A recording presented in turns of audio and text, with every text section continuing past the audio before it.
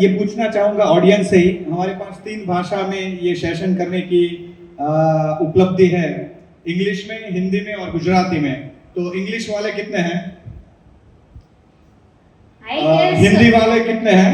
ગુજરાતી હવે ગુજરાતી અને ગુજરાતી વાળા કેટલા છે? કોણ એવરીવન તો આપણે ગુજરાતીમાં જ કરશું. ખરેખર ફારૂકભાઈને પણ ગુજરાતીમાં મજા આવશે, મને પણ મજા આવશે. ધોળકિયા પરિવારને ગુજરાતી અને ફારૂકભાઈનું પરિવાર પણ ગુજરાતી છે, તો ગુજરાતીમાં આપણે સેશન કરીએ. તો આ બધા ઘણા લોકો ફારૂકભાઈના પર્સનલ લાઈફ વિશે નહીં જાણતા હોય, તો આપણે શરૂઆત કરીએ એમના પર્સનલ લાઈફ સ્ટોરીથી કે નાનપણથી અહીંયા સુધી કેવી રીતના પહોંચ્યા. તો ફારૂકભાઈ, આપની લાઈફ સ્ટોરી.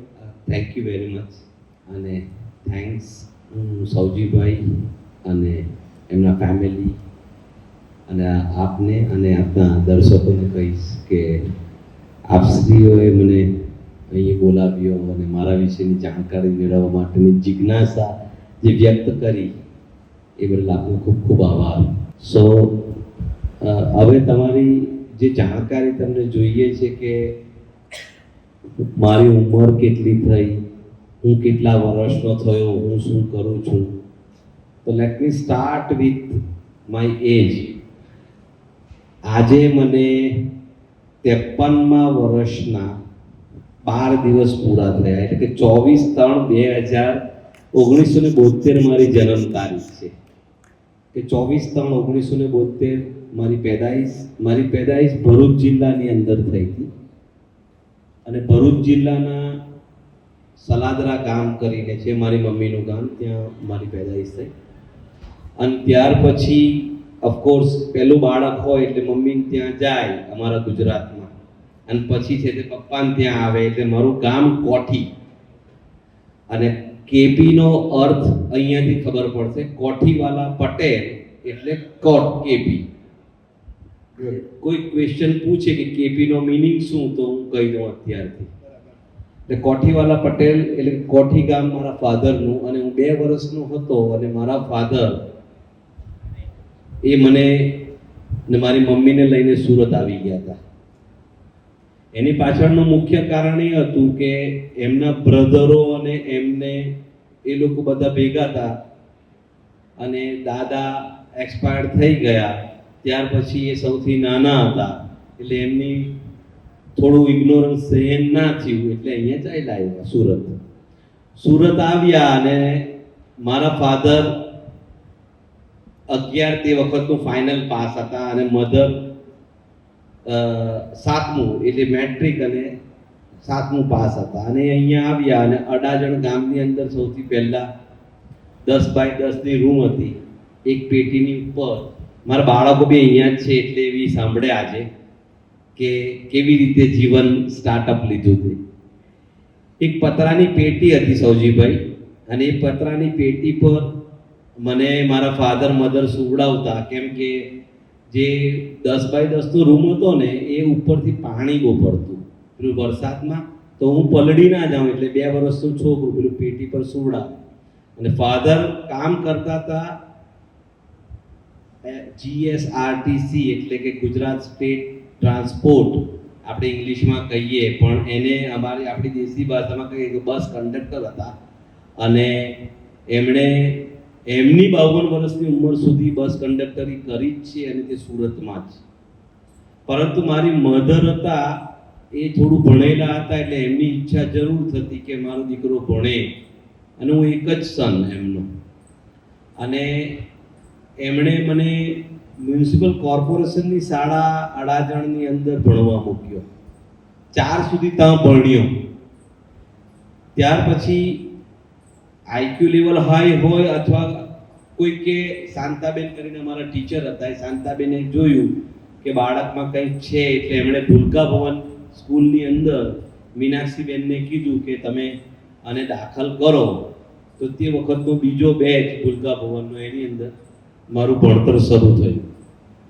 એટલે એવું કહેવાય કે લગભગ મારા ફાઇનાન્શિયલ લેવલના લોકો કે બાળકો કરતા એની અંદર હું સૌથી નીચેના ક્લાસમાં હતો. પૈસાકીય દ્રષ્ટિએ જોવા જાય તો કે મારે ચાલતા શાળાએ જવાનું, તે વખતે પણ અડાજણ દરગાહ પર હું શિફ્ટ થઈ ગયા દીપા કોમ્પ્લેક્સની સામે, અને ત્યાંથી જવાનું મને યાદ છે ત્યાં સુધી નાસ્તો કોઈ દિવસ લઈ નથી ગયો, કેમ કે હતો જ ના, પપ્પા કંડક્ટર હતા. અને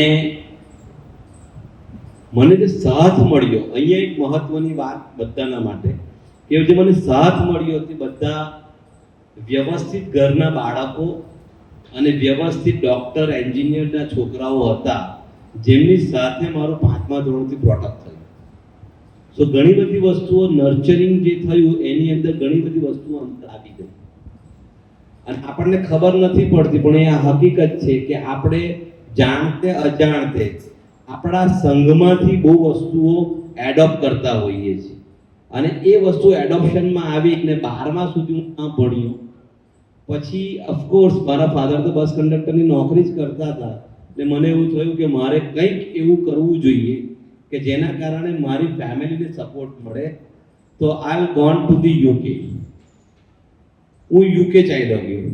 મારા પપ્પા મમ્મીએ ટિકિટના પૈસા અને કરીને, પરંતુ એઝ યુ નો કે યુકેની અંદર જો તમારે લીગલી રહેવું હોય તો તમારે બહુ બધી વસ્તુ કરવી પડે, જે મારા શક્યતા નહોતી. એટલે હું 6-8 મહિના વર્ષ દિવસમાં પાછો આવી ગયો. અને મંત્રા કોલેજની અંદર મેં મારું ટેક્સટાઇલ ડિપ્લોમા શરૂ કર્યું. એ ચાલતું હતું અને એટલાની અંદર મને થયું કે હવે મારી ઉંમર 18-19 વર્ષની થઈ ગઈ, I have to do something. તો મેં ચશ્માની દુકાને કામ કરવાનું શરૂ કર્યું. હાફેજ બ્રધર્સમાં કાળી ટોપી પહેરીને કાચ સાફ કરવાનું બી કામ શરૂ કર્યું. યુકેની અંદર ઓફકોર્સ પિઝાની અંદર મેં પિઝા હટમાં કામ કર્યું એઝ અ ડિલિવરી બોય, પોતું બી મારેલું, બધું જ કર્યું. પણ એક વસ્તુ એ હતી પહેલેથી, કેમ કે મને જે નર્ચરિંગ થયું ને એ મોટા લોકોની વચ્ચે થયું. આજની તારીખમાં આપણે કહીએ કે સૌજીભાઈનો સાથ મળે તો આપણે સારું લાગે ને, એવી રીતે એ વખતના લોકો જે હતા એની અંદર મારું નર્ચરિંગ થયું. એટલે મને બી મોટી આશાઓ તો બંધાતી હતી કે મારે બી કંઈક કરવું છે, અને મારે કંઈક આ શનિવારીના કપડાં પહેરવા જરૂરી નથી, ને મારા પપ્પાને બસ કંડક્ટર રાખવા બી જરૂરી નથી. I have to do something. તો એનું અંદર ને અંદર એક ફિલ્મ બનતી રહી. એટલે હું કીધું કે હવે કેવી રીતે થાય, તો કે એક્સપોર્ટ ઇમ્પોર્ટથી થાય છે. તો ફરી પાછો બોમ્બે એક્સપોર્ટ ઇમ્પોર્ટનો કોર્સ કરવા ચાલ્યો ગયો. ત્યાં 6 મહિના કોર્સ કર્યું, સર્ટિફિકેટ કર્યું, પણ કઈ મજા, ટેક્સટાઇલમાં બી કઈ મને મજા ના આવી. So what to do. એટલે 1994માં ગુજરાતની અંદર બહુ સરસ અમારા વડવાઓએ શીખવેલી વસ્તુ કે છોકરું ઠેકાણે ના પડતું તેને પહેલું એને ઠેકાણે પાડી દેવાનું, એટલે લગ્ન કરાવી નાખ્યા. 1994માં લગ્ન કરાવી નાખ્યા 21 વર્ષની ઉંમરમાં. એટલે હવે જવાબદારી ફૂલ આવી ગઈ.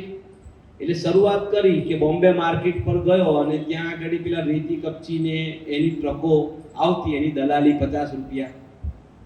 પહેલો દિવસ 2 જાન્યુઆરીએ લગ્ન છે, અને 3 જાન્યુઆરીએ ત્યાં જઈને બેઠો કે ભાઈ હવે કંઈક કમાવાનું તો બધું જોઈશે.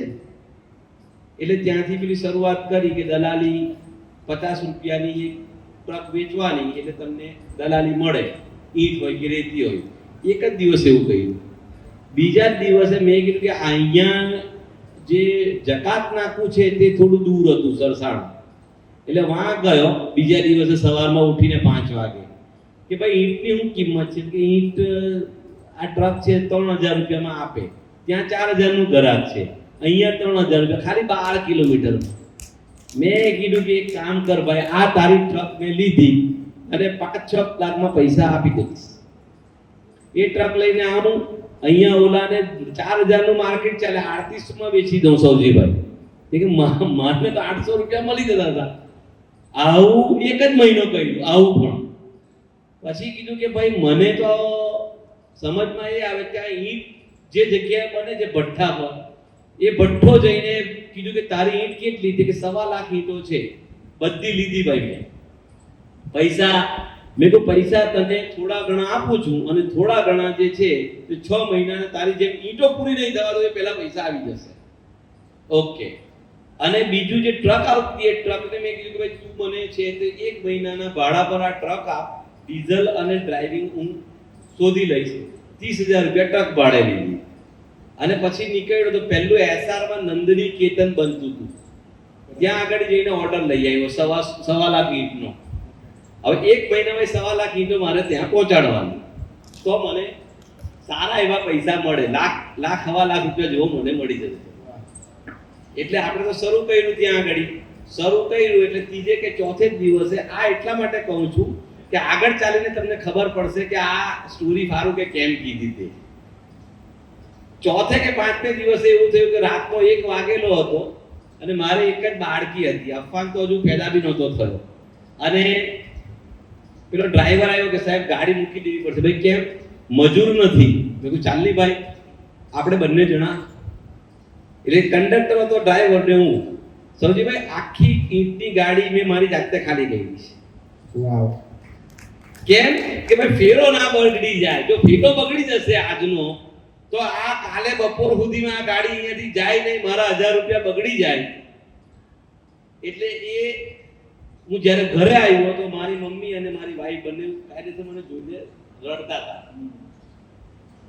હવે આ સ્ટ્રગલ 1 મહિનામાં થઈ ગઈ.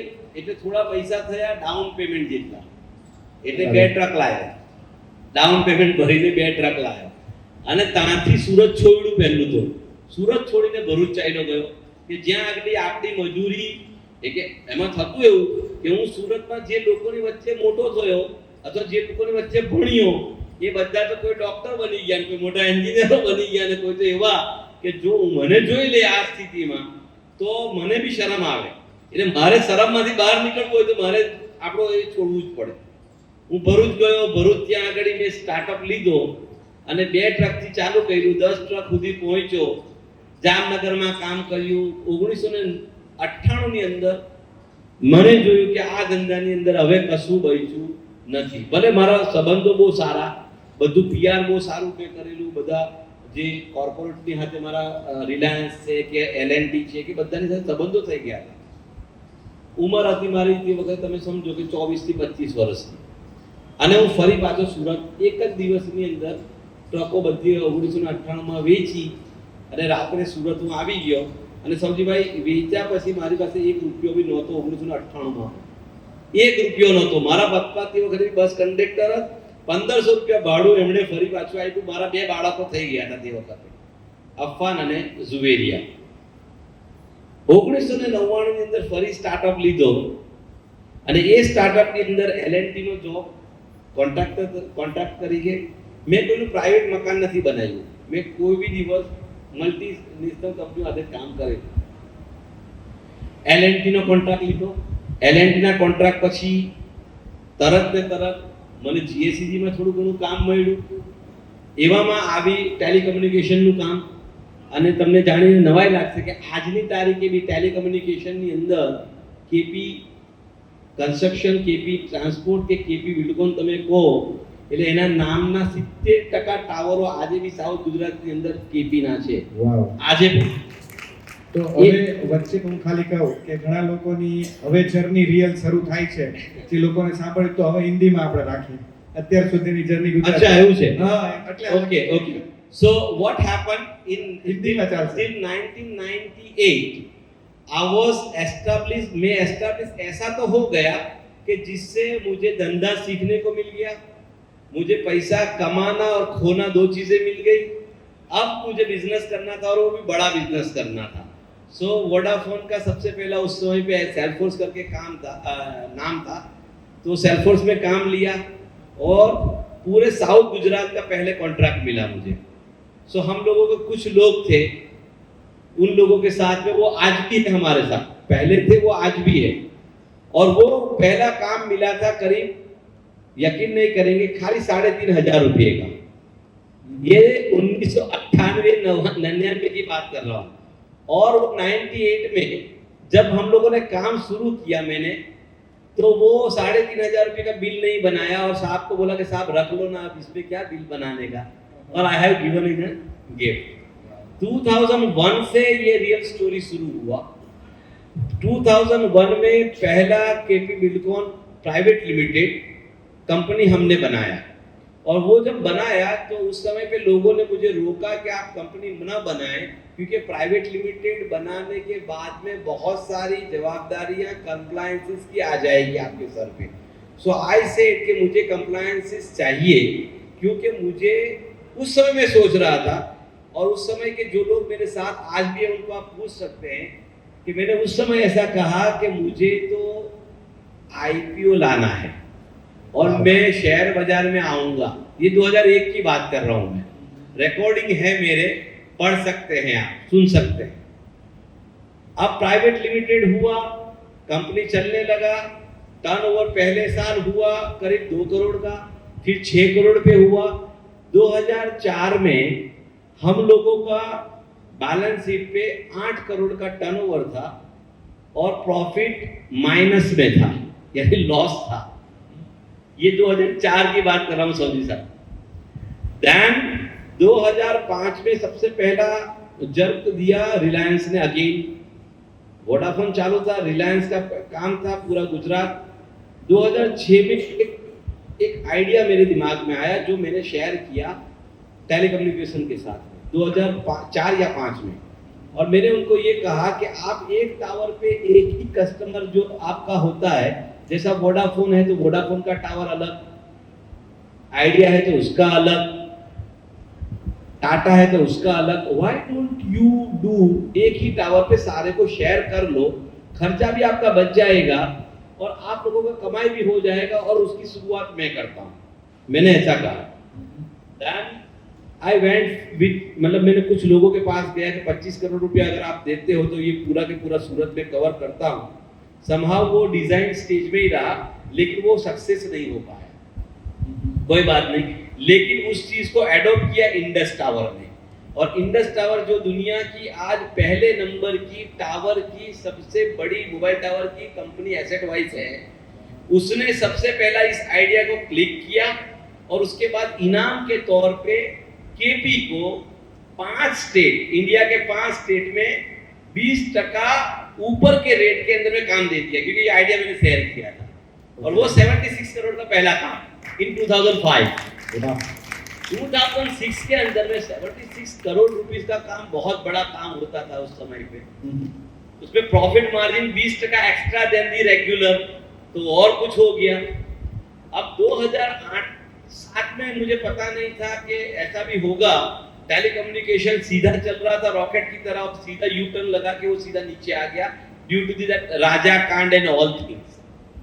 अब हम लोगों ने उस समय पे 16 स्टेट में हमारी ऑफिसेस, हर महीने का 3.25 से 4 करोड़ रुपए जैसे तनख्वाह जा रहा है, बैंक का सीसी 14 से 15 करोड़ रुपया हो रहा है, और अब फिर से वापस से ये एक साल बंद रहा, उसमें वो बैंक का सीसी था वो भी खत्म, माइनस 14-15 करोड़ रुपया हो गया। टीम के अंदर से जो लोग थे करीब, वो लोगों में से 10% लोग ही बाकी रहे जो हमारे साथ में थे। अगेन 2008-9 में यही परिस्थिति आके खड़ी हो गई। देन आई सेड कि ओके नो प्रॉब्लम। जब बच्चे तो काफी छोटे थे, इनकी तो पढ़ाई अभी तो शुरू शायद 7वीं 6वीं में होंगे, मैंने कहा कोई बात नहीं, हम अब की बार ऐसा काम करते हैं जो काम सस्टेनेबल भी हो और जो काम से इंसानियत को भी फायदा पहुंचे, और जिस काम से आपका खुद का तो नाम हो लेकिन सोसाइटी में बहुत बड़ा चेंज आवे। तो उस वजह से मैं सोच रहा था, बहुत सारी चीजें सोची उस समय भी, बहुत सारे एफएमसीजीज वगैरह को भी सर्च किया, जैसे अभी दरख्त वगैरह कर रहे हैं आप सब लोगों के साथ मिलके। उसमें से मुझे ये रिन्यूएबल बिजनेस जो है सबसे अच्छा लगा, सोलर एंड विंड वाला। तो विंड का एक वर्टिकल अलग खड़ा किया केपीआई एनर्जी के नाम से, और सोलर का एक अलग खड़ा किया केपीआई ग्रीन इंजीनियरिंग के नाम से। पहला जॉब भुज के अंदर किया साहब, वो पहला जॉब मैंने भुज में 10 मेगावाट का किया। देन चारण का नरेंद्र मोदी साहब ने जो अनाउंस किया, उसमें सबसे ज्यादा 105 मेगावाट का काम सेल्फ कॉन्ट्रैक्टर के तौर पे टाटा, जीएमआर, लैंको, अजय देवगन वाला रोहा, ये सब लोगों का काम 105 मेगावाट का किया। और क्योंकि कॉन्ट्रैक्टर मजदूर तो थे, उसमें तो कोई प्रॉब्लम ही नहीं था, तो सेटिस्फैक्टरी लेवल पे आ गया। लेकिन सोलर को समझ गया मैं। अब मैंने सोचा इस मर्तबा ऐसा कि अब की बात हम घोड़ा भी खुद चलाते हैं, घोड़ा भी हमारा है, रास्ता भी हम दिखाते हैं, लेकिन लगाम पकड़ के जो चल रहे हैं और बैठाते किसी और को ऊपर घोड़े पे, और कभी कभी घोड़ा न चलने की वजह से चाबुक लगाते समय वो हमको भी 2-4 चाबुक मार देता है। तो इस पर तो काम एक ही करना है सऊदी भाई कि मुझे घोड़े पे सवारी करना है। और इस पर 2009 में घोड़े पे सवारी हमने कर ली। 220 एकड़ लैंड लेके सबसे पहला सोलर पार्क भरूच में डाल दिया 2013-14 में, जबकि पॉलिसी नहीं थी। 2015 में वो पॉलिसी आई। 2016 में पहला आईपीओ डाला, सिर्फ 6 करोड़ का मार्केट कैपिटल था, 27 करोड़ रुपया। दूसरा हम लोगों ने डाला 2019 में 40 करोड़ का, मार्केट कैपिटल जब था 138 करोड़। आज ईश्वर की देन से आज जब मैं बैठा हूं, तीसरा कंपनी भी हमारा लॉन्च हो चुका, केपी ग्रीन इंजीनियरिंग, जिसका आईपीओ लास्ट 22 मार्च को ही लिस्टेड हुआ, जिसका अपर सर्किट अभी तक टूट नहीं रहा है 15 दिन से। आज मार्केट कैपिटल जो है 15,500 करोड़ के ऊपर में है। सो अब ये समझ में आ रहा है कि आप जो करोगे या जो करना चाहते हो वो कंसिस्टेंस, परसिवरेंस के साथ में, एकाग्रता के साथ में, और आपको जहां पहुंचना है उस चीज को नजरअंदाज किए बगैर ईमानदारी के साथ अगर करते हैं तो ईश्वर, वो अगर मेरा ईश्वर है वही सऊदी भाई का भी ईश्वर है, वही धीरूभाई अंबानी का भी ईश्वर था, वही गौतम अदानी का भी ईश्वर है, और वही मुकेश अंबानी का भी ईश्वर है। ये याद रखना आप लोग। हम सब लोगों को एक चीज ध्यान रखना है कि नियम जो है वो दुनिया में जो पहले बने थे, पहले इंसान से आखिरी इंसान तक वही नियम रहने वाले हैं। आपको ईमानदारी के साथ, अपने वक्त की कीमत रखते हुए, डिसिप्लिन के साथ, किसी का बुरा न करने की नीयत से अगर हम किसी भी काम के पीछे लगेंगे तो ईश्वर के ऊपर भरोसा रखो, ईश्वर हमको उस मुकाम तक ले जाएगा जिस मुकाम की हम लोगों ने कभी भी सोचा भी नहीं होगा, उस मुकाम को हासिल करके ही देगा। वाह, तो मैं ये समझ पा रहा हूँ आपकी लाइफ जर्नी से कि आप में बचपन से ही एंटरप्रेन्योरशिप का स्पिरिट था। उस वजह से आप बहुत सारे बिजनेस चेंज करके अभी रिन्यूएबल एनर्जी बिजनेस में सेटल हुए हैं और वहाँ पर जाके 15,000 करोड़ का एम्पायर खड़ा हुआ है। तो हम सब ये जानना चाहते हैं कि रिन्यूएबल एनर्जी जब आपने सिलेक्ट ही कर लिया है एक इंडस्ट्री, तो उसके अंदर क्या फ्यूचर अपॉर्चुनिटीज है, सोलर और विंड, और तीसरी कोई है या नहीं?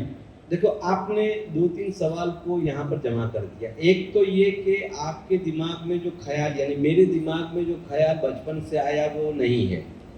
मुझे जिन लोगों के साथ में मैं बैठा तो एक ख्वाब को मैंने अपने आप में संजोया।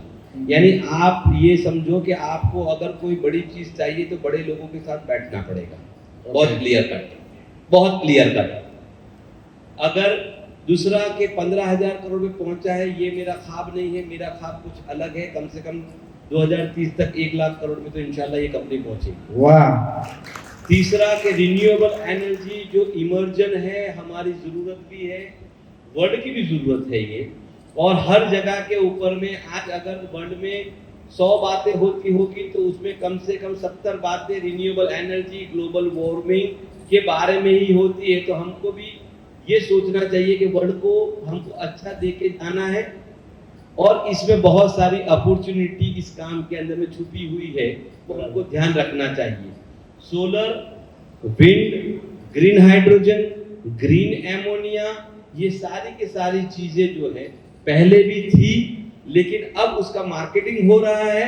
तो अब आप हम सब लोगों को ये समझना चाहिए कि अब इसके अंदर में हम लोगों को भी अपने हाथों को धो लेना चाहिए। अच्छी तरह से काम करेंगे, ईमानदारी से, ये बिजनेस बहुत ही अच्छा बिजनेस है। वाह, बढ़िया है। तो आज हम जब ढोलकिया वेंचर्स के DV8 इनफाइनाइट पॉसिबिलिटी के कार्यक्रम में बैठे हैं तो उसका मीनिंग है कि इसके अंदर भी इनफाइनाइट पॉसिबिलिटीज है। पर यहाँ पर स्टार्टअप इकोसिस्टम में स्टार्टअप वाले कई लोग हैं, कई लोग इन्वेस्टर्स हैं। तो स्टार्टअप और इन्वेस्टर्स दोनों जब एक प्लेटफॉर्म पे है तो कौन सी चीज में उनको फोकस करना चाहिए, उसके बारे में थोड़ा आप बताएं। कोई भी बिजनेस करे, एक तो वर्ल्ड को उसकी जरूरत कितनी है, हमको ये ध्यान रखना चाहिए कि हमारे आगे वाले आने वाले जो लोग हैं उसको इसकी क्या जरूरत रहेगी। अगर हम आउटडेटेड कोई भी चीज की बात करेंगे, फॉर एग्जांपल कि अगर मैं एम्बेसडर का शोरूम खोल के बैठ जाऊंगा तो मेरा प्रोडक्ट नहीं चलने वाला, वो सबको पता है। व्हाट इज नेक्स्ट, उसको सोचना चाहिए। व्हाट इज उसको सोचने के लिए भी ऐसे लोगों के साथ या ऐसी बुक या ऐसे चीजों को पढ़ना चाहिए जिसकी वजह से हमारे अंदर में एक थॉट नया पैदा हो, नई दुनिया के अंदर में क्या चल रहा है वो सोच के उस बिजनेस में आना चाहिए। रहा सवाल दो चीजों का, तो एक है इन्वेस्टर और एक है स्टार्टअप वाला। तो स्टार्टअप वाला अपने टेक्निकल के अंदर ही माहिर है, उसको उसी की महारत हासिल है, तो वही करना चाहिए उसको, न कि उसको इन्वेस्टमेंट पोर्टफोलियो और शेयर बाजार के अंदर में घुसना चाहिए। दोनों चीजें अलग अलग है। एक आदमी अच्छी तरह से काम कर रहा है और दूसरा आदमी उसको फाइनेंशियली सपोर्ट कर रहा है, तो फाइनेंशियली सपोर्ट कम से कम परसेंटेज में उसको ज्यादा से ज्यादा फैसिलिटेट कैसे किया जाए, और दूसरा वाला जो बंदा है वो ईमानदारी के साथ में अगर वो अपने काम को करेगा तो दोनों को फायदा होने वाला है, ये बात तयशुदा है। लेकिन इसमें एक भी चीज गड़बड़ी हो गई तो दोनों के दोनों नुकसान में है, चाहे फाइनेंस वाला या पैसा देने वाला, उसकी नीयत में खोट आ गई तो भी प्रॉब्लम है। और अगर मैं स्टार्टअप जो कर रहा है उसके बिजनेस के अंदर में वो उसने समझ लिया कि अब मैंने तो पैसा बढ़ ही गया, अब हमारे हूँ लेवा तो भी प्रॉब्लम है, तो दोनों गिरेंगे। तो इसमें भी वही शर्त है जो पुरानी सदियों पुरानी शर्त है, मेरी बनाई हुई या मेरे लोगों की बनाई हुई, ये कोई शर्त नहीं है। आपको ईमानदारी के साथ अपने काम में जुटे रहना चाहिए, उसमें अपने आप को खपाना चाहिए, पागलपन की हद तक उसको ले जाना चाहिए, जब जाके आपका स्टार्टअप भी सक्सेस होगा, आपकी प्रोडक्ट भी सक्सेस होगी और आपका एक का 100 बनेगा। मैं ये बातें नहीं कर रहा हूँ, हम लोगों ने केपी एनर्जी के अंदर में 64 टाइम्स रिटर्न दिया इन 8 इयर्स और 84 टाइम्स दिया है हम लोगों ने 6 इयर्स के अंदर में केपीआई ग्रीन के अंदर। जो लोगों ने 10 करोड़ रोके थे उसके 840 करोड़ रुपया हुआ। इतना पैसा तभी बनता है कि जब अब हम लोगों ने अपना काम अपना नहीं छोड़ा। हम लोगों के 1000 लोग थे जो काम करने वाले, 300 इंजीनियर, साइंटिस्ट, जो काम हमारा है वो हम करते ही रहे, और बाकी का जो सपोर्ट इन्वेस्टर का है वो अलग तरीके से आएगा। ओके, तो हम ये समझ सकते हैं कि ये इंडस्ट्री में जितने लोग जुड़े रहेंगे तो इसके अंदर ग्रोथ पोटेंशियल बहुत बड़ा है। सिर्फ इंटेंशन और इंटीग्रिटी से काम करेंगे तो सबको भी इतना पैसा मिलेगा। आगे बढ़ते हैं कि आपने 2013 से 2024 में आज हमें करीबन 10-12 साल में ये एनर्जी सेक्टर में हम कह सकते हैं गुजराती में कि जंप लाव्યું છે, तो આની અંદર ઘણી બધી ચેલેન્જીસ પણ આવી હશે, तो वो चैलेंजेस क्या क्या थी और आपने उसको कैसे ओवरकम किया है? सी, आपका टारगेट क्या है वो आप पहले फिक्स कर लेते हैं। मेरा टारगेट था कि मुझे पहली मरतबा तो 50 मेगावाट का सोलर प्रोजेक्ट बनाना है। उसके हिसाब से 220 एकड़ लैंड लिया। तब मैंने ये नहीं देखा कि गुजरात गवर्नमेंट की पॉलिसी है कि नहीं, बात को समझ लेना। फिर वो टारगेट को अचीव करने के लिए गवर्नमेंट ऑफ गुजरात में 50 मरतबा जाना पड़े, 100 मरतबा जाना पड़े, तो वो हो ही जाता है। सो चैलेंजेस वर देयर, लेकिन चैलेंजेस को एंजॉय आप तभी करोगे कि जब आप अपने गोल की तरफ दौड़ते रहो। ये कोई मोटिवेशन का लेक्चर में नहीं दे रहा, ये मेरी खुद की हकीकत कह रहा हूँ कि जब मुझे था कि अब मुझे करना ही है और मैंने ठान लिया, जब न पॉलिसी होते हुए भी सोलर के प्रोजेक्ट, और उस वक्त लोग पागल कहते थे मुझे, जो आज डॉक्टर एंड साइंटिस्ट कह रहे हैं मुझे, वो उस वक्त का फारूक पागल था। पैसा नहीं था, प्लॉटिंग किया, प्लॉटिंग स्कीम लेके आया, सेल लीजबैक किया, क्योंकि पैसा भी चाहिए था। पॉलिसी नहीं है, पैसा नहीं है, लेकिन ये सब चैलेंजेस आपको मजा क्यों आता है? क्योंकि आप तो आपके गोल की तरफ आगे बढ़ रहे हो, बराबर, तो मजा आएगा। यानी चैलेंजेस तो अगर मैं कहूँ तो एवरी डे कोई मिनट ऐसा बाकी नहीं होगा कि जब चैलेंज नहीं था, लेकिन मजा उसी में आता था कि चलो ये क्रॉस हुआ, वो वीडियो गेम खेलते हैं ना, अब ये एक लेवल क्रॉस हुआ, अब ये एक लेवल क्रॉस हुआ, मजा आती है उसमें। फिर वो मजा तब आती है कि जब हम आपको आखिरी मंजिल पता है कि मुझे तो यहाँ तक पहुंचना है, वो मंजिल आप तय कर लेते हैं। हो जाता है। तो हम ये चाहेंगे कि आपने जो पहला इनिशियल प्रोजेक्ट डाला था, आपने डाल तो दिया पर इसको बेचना भी पड़ेगा, उसमें क्या चैलेंजेस आए? नहीं हुआ। ये एक बड़ी मजा की थोड़ी सी स्टोरी है। मैंने 2 मेगावाट प्रोजेक्ट डाल दिया, इधर से गवर्नमेंट का पॉलिसी भी आ गया, गवर्नमेंट ने पॉलिसी भी ओके कर दिया, गवर्नमेंट ने पॉलिसी नवंबर में दिया, मैंने जनवरी में इंजेक्शन भी ला लिया। अब वो 2 मेगावाट बेचना है, तो मैं बहुत सारे लोगों के पास गया, उसमें से मफतलाल करके कंपनी था हमारा जो अभी बंद हो चुका, वो मफतलाल के पास गया। वहां पर मुझे अभी भी याद है, उनके सीईओ थे जावर साहब।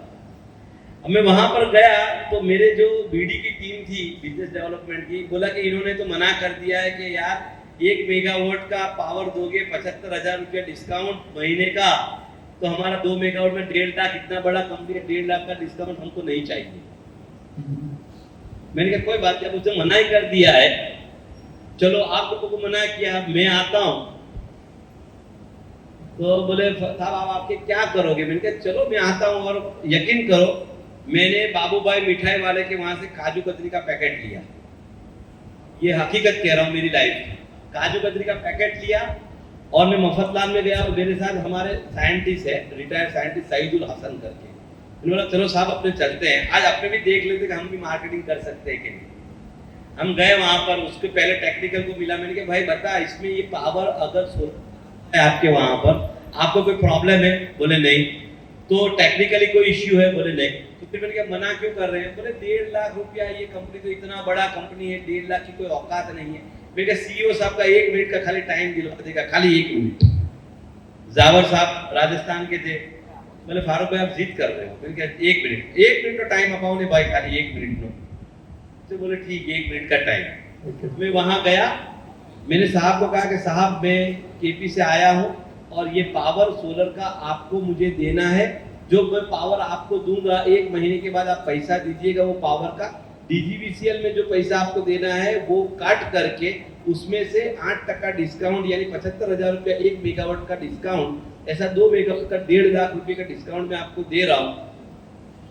कोई चुना नहीं, कोई फटकड़ी नहीं, खाली आपको एक साइन करना है, उसका 1.5 लाख रुपया हर महीने में आपको दे के जाऊंगा। बोले लेकिन उसमें, तो मैंने कहा सर अगर मुझे कोई 75,000 रुपया दे हर महीने, मैं पूरी जिंदगी साइन करने के लिए तैयार हूँ। उसने उसके टेक्निकल को पूछा कि ये सही बात है, हमको कुछ इन्वेस्ट नहीं करना है? बोले नहीं। तो फिर क्यों मना कर रहा है तू 1.5 लाख रुपया लेने से?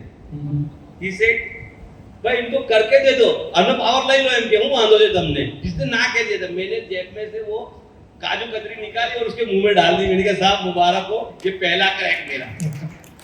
तो मेरी टीम भी एकदम से एक्साइट हो गई, यार ये कैसे, ये तो मना कर दिया हुआ आदमी ने भगा दिया था, उस आदमी को पकड़ के ले आके, और वो 8 साल तक वो चला, 8 वर्ष સુધી ये पावर चाइलो। Every month they used to pay us the 15 lakh rupees in from the 2 megawatt. आज तो करोड़ों के ऊपर में है, आज तो हमारी इनकम 15-20 करोड़ रुपया हर महीने ये पावर से ही है। तो वो टाइम, कहने का मतलब कि ऐसे भी चैलेंजेस थे मार्केटिंग के। जो आपका सवाल है ना कि मार्केटिंग तो आपका रहना ही चाहिए। देखो हम लोग देख रहे हैं, कॉलगेट को देख रहे हैं, या बहुत सारी चीजें सालों से, मैं पैदा हुआ तब से कॉलगेट ब्रश कर रहा हूँ, लेकिन उसकी एडवर्टाइज आज भी आ रही है, आज भी आ रही है। यानी ये मत चूकना कभी भी, अपने आप को बोलते रखना, जितना बोलोगे इतना बिकोगे। बोलना बंद, बिकना बंद। कितनी भी अच्छी प्रोडक्ट होगी, वो हीरो का डायमंड होगा, फिर भी वो भी बंद हो जाएगा अगर बोलोगे नहीं तो बोलते तो रहना पड़ेगा। कोई यूं समझे कि मारू तो काम बराबर है, मारे बोली तो हूँ काम से, तो मेरे को सब जानते ही है लोग, भरम है तुम्हारा, कोई नहीं जानता तुमको, तुमको बोलते रहना पड़ेगा। ट्रू। अभी हम ये रिन्यूएबल एनर्जी के बिजनेस में आपको, और पिछले 5-7 सालों में सब लोग ESG के बारे में सोचने में मजबूर हो गए हैं, तो आपने ऐसा सोचा था कि ऐसा भी कुछ आएगा जिसमें मेरे बिजनेस को फायदा मिलेगा? नहीं, पक्का। मैंने जब मफतलाल में दिया तो उसका दूसरा पिच भी ये था कि साहब आप अपने बोर्ड पे ये लगा दीजिए कि we use the green power. जैसे कि अभी आपको याद होगा कि जो फर्स्ट लेडी को नरेंद्र मोदी साहब ने जो डायमंड दिया, उसमें आपने पढ़ा होगा कि वो ग्रीन एनर्जी से बना हुआ पावर, वो ग्रीन एनर्जी केपी ने दिया था। सो दैट इज ESG वगैरह जो आप जो कह रहे हैं वो पहले दिन से है, और अब वर्ल्ड को उस पर मूव होना ही होना है। कि जितना भी कार्बन एमिनेशन कम कर पाएंगे इतना हमारे बच्चों के लिए बेहतर होगा। दैट इज द थॉट, और वो थॉट बहुत अच्छा क्लियर हो चुका है। वर्ल्ड में 10 में से 9 આદમીઓ को પહોંચ ચુકા है કે હવે આપણે સોલર, વિન્ડ, હાઇડ્રોજન જ વાપરવાનું છે તો જ કામ ચાલશે, નહીં તો આપણે ડૂબી જઈશું। ट्रू। बीजी वस्तु कि हमने ये भी सुना है कि बिजनेस करने के साथों साथ आप फिलैंथ्रोपिकल आर्म भी चलाते हैं, तो उसके अंदर किस विचार से आपने फिलैंथ्रोपी शुरू की? देखो, फिलैंथ्रोपी जैसा कुछ, मैं तो पहले ये वर्ड भी मेरे लिए तो बहुत अजीब था जब मुझे लोग कहने लगे थे, क्योंकि मैं यूँ समझता हूँ कि जिस बैकग्राउंड से हम लोग पैदा हुए, जिस बैकग्राउंड के और जहाँ पर पहुँचे हैं, उसमें सारी जिंदगी हम लोगों ने देख ली है कि कंडक्टर के घर पे बड़ा हुआ और यहाँ तक पहुँचा कि आज मेबेक में हम लोग घूम रहे हैं। तो ये पूरा के पूरा सिस्टम है, हमने समाज को देखा हुआ है, और होना तो यही चाहिए हर एक की जिंदगी के अंदर में कि आप जो कुछ भी कमा रहे हो वो समाज से मिल रहा है आपको, और आपका जब वक्त आता है तो आपको समाज को बैक देना ही चाहिए, और उसकी शुरुआत आप आज से ही कर लो। मैं तो गारंटी के साथ कहता हूँ कि रोज शुरू में 1 रुपया खाली दे के निकलो ऐसी जगह पे कि जिस जगह के को उसकी जरूरत है।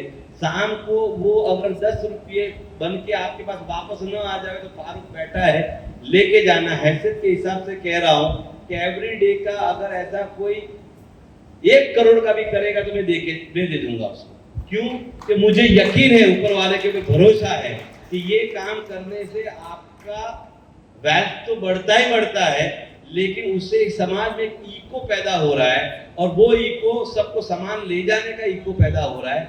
और उसमें आई डू बिलीव 100% एजुकेशन है, आपका मेडिकल वगैरह है, आपके ज़ईफ लोग, जो बूढ़े लोग, एक्सपीरियंस लोग हैं, उनकी आपको तीमारदारी करनी चाहिए, उनकी खातिरदारी करनी चाहिए। आपको इज्जतदार और इज्जतदार लोगों के साथ में अच्छे तरीके से पेश आना चाहिए। ये सब चीज़ों के अंदर में आप जितना हो सके इतना समाज के अंदर में आपको रिटर्न देना चाहिए। अभी हम हमारे सेशन के लास्ट प्रश्नों की तरफ जा रहे हैं, तब मैं ये कहना चाहूँगा कि आपने इतने सारे लोगों को लीड किया है, तो कोई लीडरशिप लेसन्स आप हमारे स्टार्टअप फाउंडर्स को बताएं कि इस चीज को पकड़ के रखेंगे तो आप भी इतने बड़े बिजनेस कर पाएंगे, ऐसी कोई लीडरशिप? देखो, स्टार्टअप के अंदर एक चीज मैं जरूर कहूंगा कि स्टार्टअप जब आपने सोचा, इसका मतलब कि आपने कोई कहीं पर जाने की सोच बना ली। एक मर्तबा एक लेडी थी जो दोनों पैर उसके बेचारे के कट गए, आपने स्टोरी शायद सुनी होगी। अब दोनों पैर कट गए, लेकिन उसकी ख्वाहिश ये थी कि मुझे हिमालय चढ़ना है। देन सी गॉन टू, एक हिमालय चढ़ने के लिए जो मेंटर होते हैं उनके पास गई, और उनको बताया कि मुझे तो मेरे दोनों पैर नहीं है, लेकिन मुझे हिमालय चढ़ना है। तो मेंटर या वो टीचर ने इसको यूं कहा कि तूने जब इरादा किया, इसका मतलब तूने हिमालय को सर कर लिया है। यकीन रख कि तेरा इरादा ही जो है वो तेरे को हिमालय की टोप पे पहुंचाएगा। अब बाकी के सब लोगों को ये सोचना चाहिए कि हमने स्टार्टअप लिया है तो खाली स्टार्टअप कोई 5 करोड़ 10 करोड़ के लिए नहीं किया है। आपने भी सपने यही सोचे होंगे कि मुझे भी तो मुकेश अंबानी या गौतम अदानी बनना है। वो आपके ख्वाबों को सही रखिएगा और उसके ऊपर चलते रहिएगा, you will achieve, definitely you will achieve. और जब लीडर ये सब 75 के 75 या 100 जो भी लोग हैं वो सब लीडर ही है। इन्होंने सोच लिया ना कि हमको करना है, अब उनको जो सपोर्ट चाहिए वो सपोर्ट मिल रहा है, कर रहे हैं।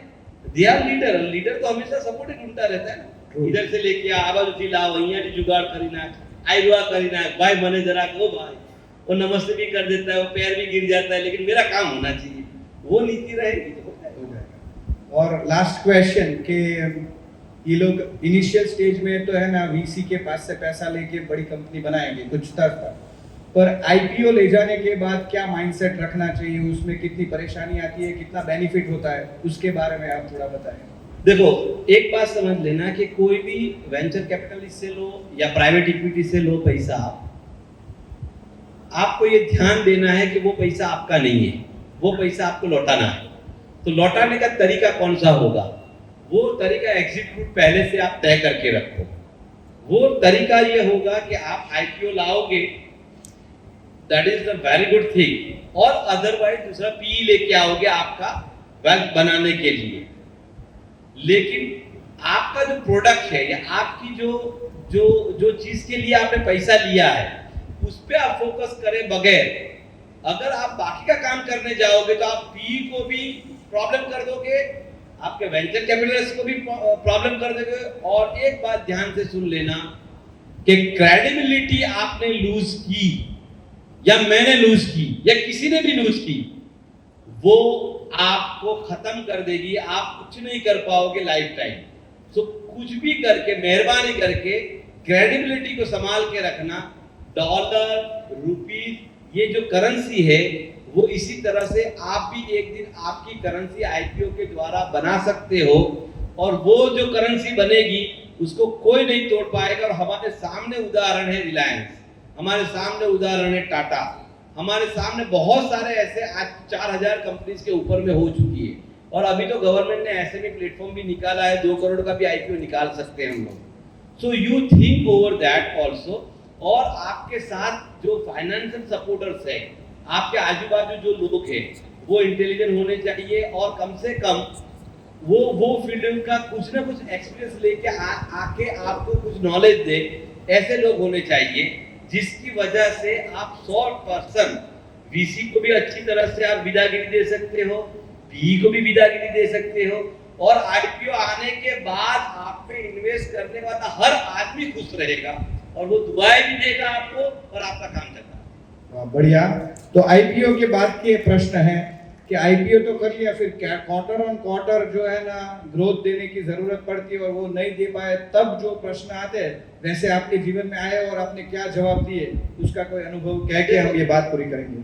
आईपीओ आने के बाद आईपीओ में पीवीसी में फर्क क्या है?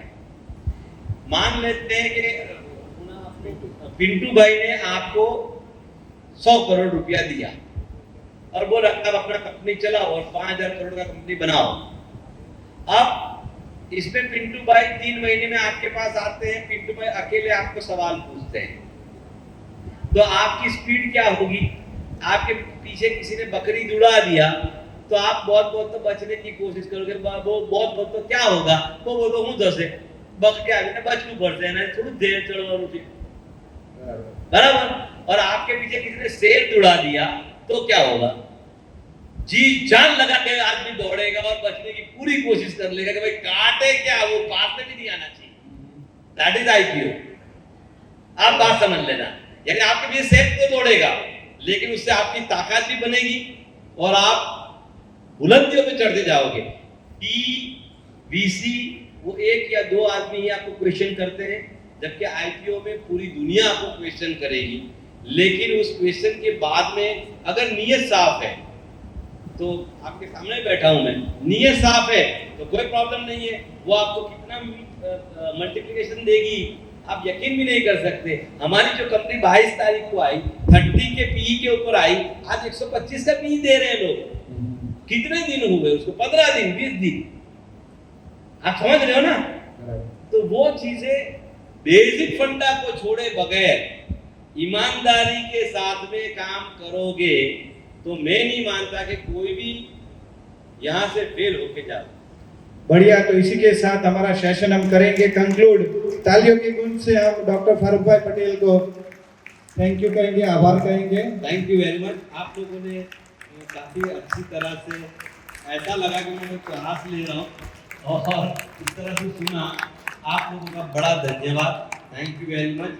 बहुत अच्छा लगा और खास करके मैं हमारे सूरत में इतनी अच्छी फैसिलिटीज को क्रिएट करके ढोलकिया फाउंडेशन ने जो काम किया है वो सराहनीय है, वो सैल्यूटेबल है। Thank you very much. Thank you very much.